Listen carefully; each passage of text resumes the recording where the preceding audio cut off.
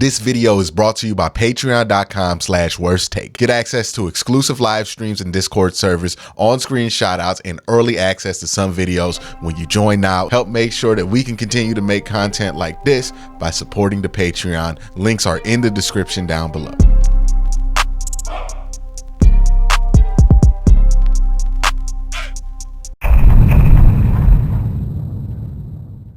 All right, so this is my final thoughts about the game video, right? We got the injury reports. We have a pretty good idea of who's going to be playing, who's not, what the matchup's going to be, what the chess pieces that each team's going to have to move in and out is going to be. So a lot of things to talk about. Let's start with the Cleveland Browns game plan on offense. This is interesting because I think this is a week where the Browns are going to have to get out here and throw this ball. I don't think running the ball a ton of times versus the Bengals is going to be a successful strategy. Why I don't think that's going to be a successful strategy is because DJ Reader's there. Now, I believe in the Browns' last 4 meetings, somebody in the comment section brought it up, so let me know if it's wrong. But I believe in the last 4 meetings, the Cleveland Browns have played the Cincinnati Bengals. DJ Reader's only played the one time, and DJ Reader completely dominated the one time he played. Now, that's not to say that that's guaranteed to repeat itself, but DJ Reader is a really good player. Trey Hendrickson is a really good player. Sam Hubbard is a solid player. BJ Hill's a pretty good player. If you look at this Cincinnati Bengals defense, that's where the concentration of their best players are, on their defensive line and their linebackers. I would play a style of offense that would take those guys out the game more than they're in the game. So I'm not running at them, because if you run at them, you allow DJ Reader to control the game if he has a good one. You allow Trey Hendrickson to control the edges if he has a good game, right? You allow Logan Wilson, Jermaine Pratt to stay close to the football and make plays, and they're very good in that area. And I look at the Bengals, I want to attack their safeties. I want to attack their corners. Not to say that they're bad players, but I think their best players are in their front 7. So this might not be a giant Nick Chubb day unless the Browns really get it rolling through the air early. I don't predict that it's going to be a big Nick Chubb day. This is going to be a day where we're going to look at Deshaun Watson, look at this new passing attack, and ask this new passing attack to take over and control the offense, right? How do I think the Browns are going to move the ball offensively? I think they're going to use a lot of combo routes with Elijah Moore and Amari Cooper. I think they're going to play them on the same side a lot. I think they're going to use them. They're going to use Elijah Moore to kind of move safety help off of Amari Cooper and attack that way. They're going to try to force one-on-ones with Cam Taylor-Britt and then attack those one-on-ones that they can get with Cam Taylor-Britt. And they're going to want to attack the middle of the field, right? They're going to know that these linebackers are going to be playing run first, and they're going to try to get behind them in the seam area with Njoku and Jordan Atkins. I wouldn't be surprised if early on we see a lot of tight end screens, if we see a lot of screens in general, just to stretch the Bengals defense, horizontally, my bad.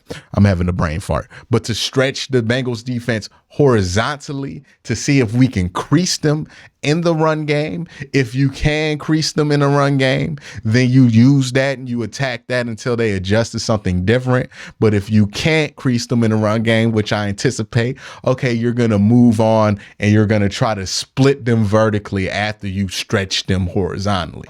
That's going to be the line of attack here. You're going to want to get Logan Wilson away from the line of scrimmage. You're going to want to get Jermaine Pratt away from the line of scrimmage. You're going to want Trey Hendrickson and DJ Reader to be a little bit more hesitant to go upfield. And if you want to achieve those things, you have to screen teams. You have to play action early. I wouldn't be surprised if they're doing a lot of screens, a lot of play action early so they can set up stuff in the second half out of the gun. It might look like that. I think that's what the game plan might be for the offense, because you look at this Cincinnati Bengals defense, that's how you want to kind of attack them. You don't want to run at their best at the best part of the defense. You want to kind of find ways to stress test that secondary, and that's a way to do it. There's other ways to do it, but that's a way to do it. Let's move on to the Bengals offensive matchup versus the Cleveland Browns. And I think if you're the Bengals, you're worried about Myles Garrett, you're worried about Zadarius Smith, you're worried about Denzel Ward, maybe. And I would say those are your main three concerns. I think the Bengals, if I were the Bengals, how I would attack them is, hey, we're going to try to move the pocket so Joe Burrow gets 3.5 seconds to throw this football. And we're going to send either Jamar Chase or T. Higgins or both of them deep down the field.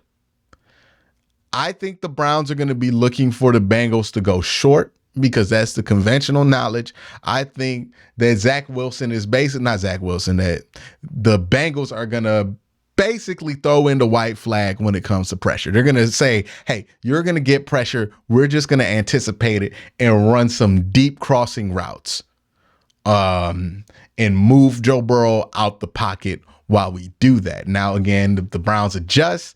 They're going to probably send JOK on a delayed blitz to kind of handle that. But then what the Bengals can do to counter that is fake that play and then run a screen right underneath the linebacker to kind of get a big chunk. So I think that's going to be the chess piece. The Browns are going to try things to get the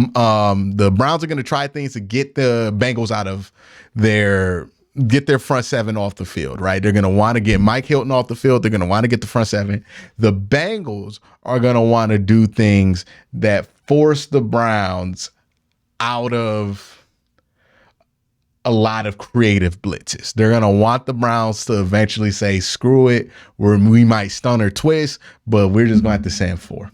They want the Browns to be in that situation and to stress the Browns coverage-wise and to force the Browns out of that man into zone, not because they can't be successful versus man, but if they force the Browns out of man, that means they're slowing down this pass rush and that the Browns can send less people at the Cincinnati Bengals. Now, one of the things that I think that the Browns are going to do is I wouldn't be surprised if they moved Myles Garrett over to the right side and really just spend a lot of their energy trying to attack Jonah Williams. Why would they want to attack Jonah Williams? Because some people think he might be better at the right side than the left. Well, in the NFL, it's not that simple. Yes, he played right tackle in college, but he's been a left tackle for like 5 years. And let's also be honest. He did not willingly move to right tackle. He kind of was forced to move to right tackle. And it's also a temporary position for him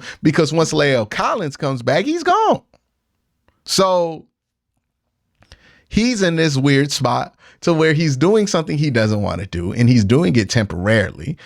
I think the Browns are going to attack that. I think he's not going to be that good at right tackle. I think a lot of guys move over to the right side. They get worse because it's like playing with your offhand. Joe Thomas talks about this all the time. There's like a time frame that exists where you can move somebody over and it not be a big deal. But that time frame is usually like within the first couple of years of somebody's rookie year. I mean, not somebody's rookie year, but somebody's rookie contract. So being that Jonah's out that time frame, I anticipate that he might have some issues. He already struggled against Myles on the left side. I imagine it's going to be even more difficult for him on the right side of the offensive line. Who knows? He might be better. But even then, I feel like the Browns are going to do a lot of overloads, a lot of creative blitzing.